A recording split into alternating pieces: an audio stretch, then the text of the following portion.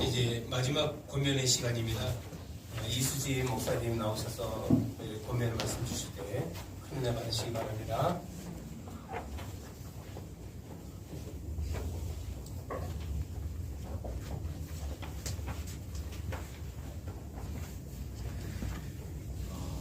마지막이라 기대가 되시죠?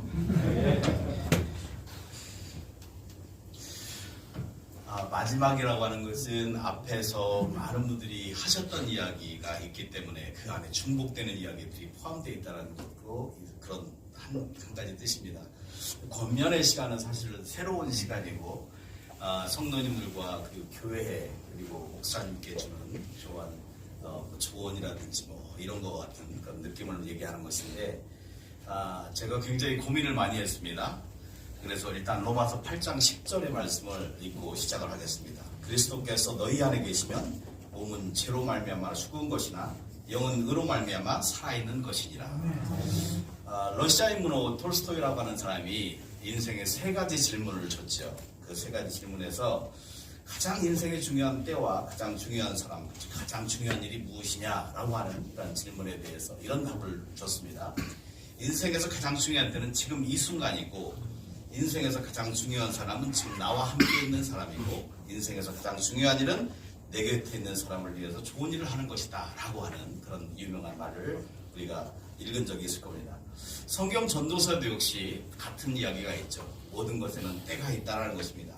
오늘 우리는 중요한 때 중요한 사람들하고 함께 있습니다. 그리고 더 중요한 일은 바로 우리 삶에서 가장 선하고 아름다운 일인 하나님께 드릴 예배의 처소를 봉헌하는 일을 하고 있다는 것입니다.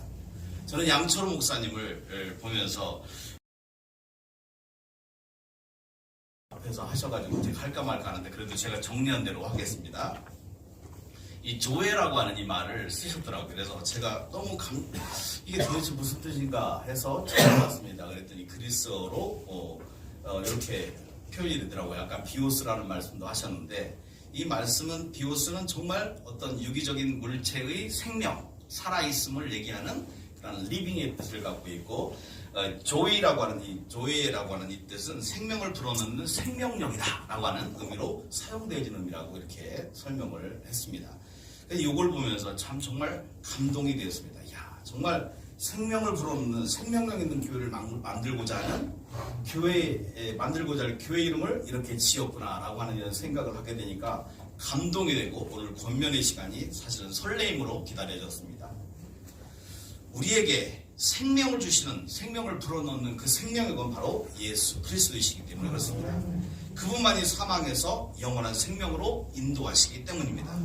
우리의 삶의 목표는 예수 그리스도를 믿어 구원에 이르러야 하기 때문입니다. 따라서 그분 안으로 나아가는 교회를 꿈꾸는 목사님의 사역인 더욱더 귀하고 정말 소중하다라고 느껴졌습니다. 예수 그리스도는 바로 생명이 되십니다. 스스로 자신을 가리켜서 나는 길이요 진리요 생명이다라고 칭하셨습니다. 생명 안에서 구원의 삶을 살아가려면 우리가 어떻게 해야 될까요? 이 권면의 시간이기 때문에 먼저 성도님들께 권면을 말씀을 드립니다. 야고보서 3장 14절과 17절에는 너희 마음속에 독한 시기와 다툼이 있으면 자랑하지 말라. 이러한 지혜는 위로부터 내려온 것이 아니요 땅 위의 것이니 땅 위의 것이요 정욕의 것이요 귀신의 것이니 오직 위로부터 난 지혜는 첫째 성결하고 다음은 화평하고 관용하고 양순하며 긍휼과 선한 열매가 가득하고 편견과 거짓이 없나니라고 말씀하고 있습니다. 좋은 교회, 과연 하나님께서 기뻐하시는 교회는 어떤 교회일까? 시기와 다툼을 가지고 자랑하지 말아야 됩니다. 정말 우리가 자랑을 하되 마음속에 누구를 앞서기 위해서 시기하거나 질투하거나 그런 마음으로 우리가 자랑하는 일들을 많이 하게 되면 이것은 교회의 일치를 방해하는 사탄의 일이 될 수가 있다는 것입니다. 오직 그리스도께서 베푸신 사랑만을 자랑하시기를 바라겠습니다. 그래서 성도님께서는 늘 죄로부터 격리된 성결한 삶을 화평하고 관용하고 양순하고 긍휼과 선한 열매로 가득 채우는 삶으로 교회를 섬기고 사랑하시기를 축복합니다. 이때 생명 안으로 교회는 생명력이 넘쳐나는 교회가 될 수 있을 것입니다. 이때 여호와께서 시편 85편 말씀대로 좋은 것을 주시는 축복된 교회가 될 수 있을 것입니다. 이런 이야기가 있습니다. 고등학교 다니다가 공부한다고 해서 한동안 딸이 교회를 안 다니다가 이제 성공해서 딸이 교회를 둘러보러 왔습니다. 엄마의 강력한 그런 권고로 해서 왔는데 교회를 둘러보니까 실망이 컸어요. 왜냐하면 여자들은 모여서 수다 떨고 다른 사람 험담하고 장로님들은 거만한 모습으로 말하고 어떤 모임 중에 서로 다투는 소리가 문 밖으로도 들려나오는 그런 모습을 보게 되었습니다. 너무 화가 난 딸은 교회가 이런 곳이야? 하면서 엄마의 손을 끌고 집으로 가자고 재촉을 했습니다. 그때 조용히 계시던 어머니가 단호하게 이런 말씀을 하셨죠. 나는 평생 교회를 다니면서 예수님만 바라봤는데 너는 딱 하루 교회에 와서 참 많이 보고 왔구나 라고 하는 이야기입니다. 이 말에 딸은 부끄러움을 느꼈다고 하지요. 누구든지 자기의 수준만큼 보는 것입니다. 우리는 많은 것을 보고 살지만 내가 보는 것은 내가 가까이 있는 것입니다. 멀리 있는 것은 보이지 않습니다. 가까이 있는 것을 보게 됩니다.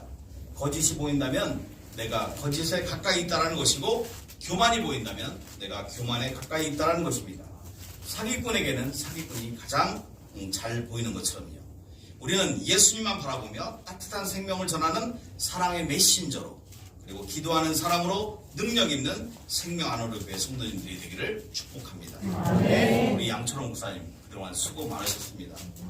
정말 만난 지는 별로 안 되고 그렇지만 첫인상은 별로 안 좋았습니다. 뭔가 좀 뭐가 빠지겠다 그런 생각이 들었는데 보면 볼수록 참 진국이었습니다.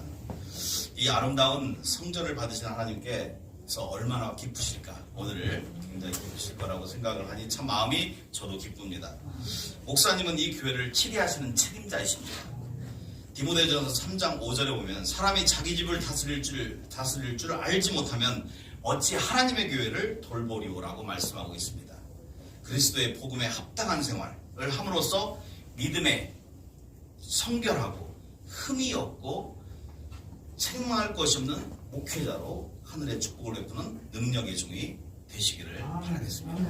정말 중요하죠. 요즘 너무 목회자들이 타락했고 목회자들이 좀 부족한 부분이 많아서 그래서 오히려 도움이 안 되는 경우에는 이런 것들을 다 제거하시는 정말 능력의 종으로서 활동하셨으면 좋겠습니다. 이제 마지막입니다. 마지막으로 하나님의 말씀을 한 구절 더 소개하겠습니다. 출애굽기 14장 21절의 말씀인데요.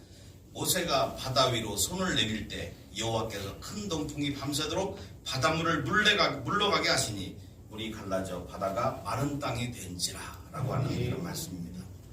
우리가 생각할 때 홍해의 기적 뒤에는 홍해의 기적이 그냥 일어난 것처럼 보이는데 홍해의 기적 뒤에는 미리 아시고 일하시는 하나님이 계셨습니다. 밤새도록 동풍을 불어서 물을 말렸기 때문에 그 바다가 갈라진 것입니다. 그냥 뚝딱해서 어떻게 기적처럼 갈라진 것이 아니다라는 것입니다.